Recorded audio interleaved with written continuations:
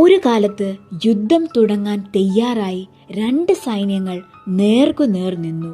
ഒരു വശത്ത് ഇസ്രായേൽ, മറ്റൊരു വശത്ത് ഫിലിസ്തീയർ. പക്ഷെ യുദ്ധം ആരംഭിച്ചില്ല. കാരണം ഫിലിസ്തീയരുടെ പാളയത്തിൽ നിന്ന് ഓരോ ദിവസവും ഒരു ഭീമൻ മുന്നോട്ട് വരും. അവന്റെ പേര് ഗോലിയാത്ത്. അവന്റെ ഉയരം ഒരു പർവ്വതം പോലെ, ശരീരം മുഴുവൻ ഇരുമ്പ് കവചം, കയ്യിൽ വലിയ വാളും കുന്തവും. അവൻ ഉച്ചത്തിൽ വെല്ലുവിളിക്കും, നിങ്ങളിൽ ആരെങ്കിലും ധൈര്യമുള്ളവരുണ്ടോ? എന്നെ നേരിടാൻ സാമർഥ്യമുള്ളവർ മുൻപോട്ട് വരിക. ആ ശബ്ദം കേട്ടപ്പോൾ ഇസ്രായേൽ സൈന്യം മുഴുവൻ ഭയത്തിൽ നിശ്ചലമായി നിന്നു. 40 ദിവസം ആരും മുന്നോട്ട് വന്നില്ല. പക്ഷേ ഒരു ദിവസം യുദ്ധഭൂമിയിലേക്ക് ഒരു യുവ ഇടയനെത്തി. അവന്റെ പേര് ദാവീദ്.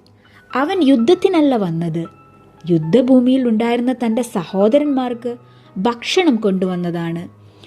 അപ്പോൾ അവൻ ഗോലിയാത്തിന്റെ വെല്ലുവിളി കേട്ടു. ദാവീദ് അതിശയിച്ചു ചോദിച്ചു, ദൈവത്തിന്റെ ജനതയെ ഇങ്ങനെ അവഹേളിക്കാൻ മാത്രം ഇയാൾ ആരാണ്? ദാവീദ് സാവൂൾ രാജാവിനോട് പറഞ്ഞു, ഞാൻ പോകാം, ഞാൻ അവനെ നേരിടാം. സാവൂൾ രാജാവ് മറുപടി പറഞ്ഞു, ദാവീദ്, നീ ചെറുപ്പക്കാരനാണ്, എന്നാൽ ഗോലിയാത്ത് ബാല്യകാലം മുതൽ യുദ്ധം ചെയ്യുന്ന ശക്തനായ യോദ്ധാവാണ്. പക്ഷെ ദാവീദ് ഭയപ്പെട്ടില്ല. അവൻ പറഞ്ഞു, ഞാൻ ആടുകളെ മേയ്ക്കുമ്പോൾ സിംഹവും കരടിയും വന്നിട്ടുണ്ട്.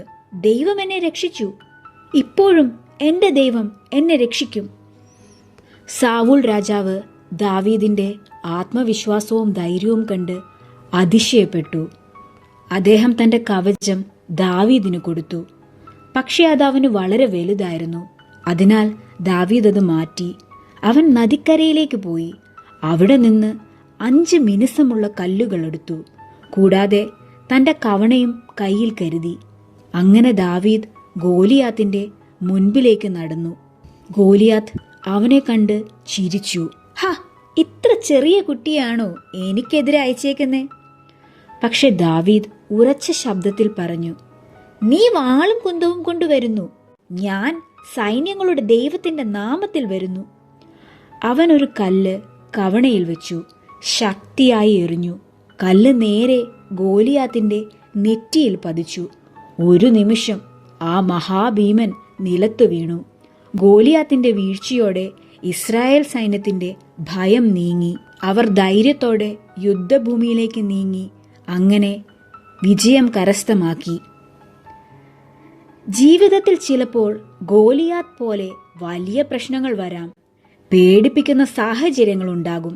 പക്ഷേ ധൈര്യവും വിശ്വാസവും ഉണ്ടെങ്കിൽ ചെറിയവനായി തോന്നുന്ന ഒരാൾക്ക് പോലും വലിയ വിജയങ്ങൾ നേടാം. ശക്തി കൈകളിലല്ല, അത് മനസ്സിന്റെ വിശ്വാസത്തിലാണ്. നന്ദി.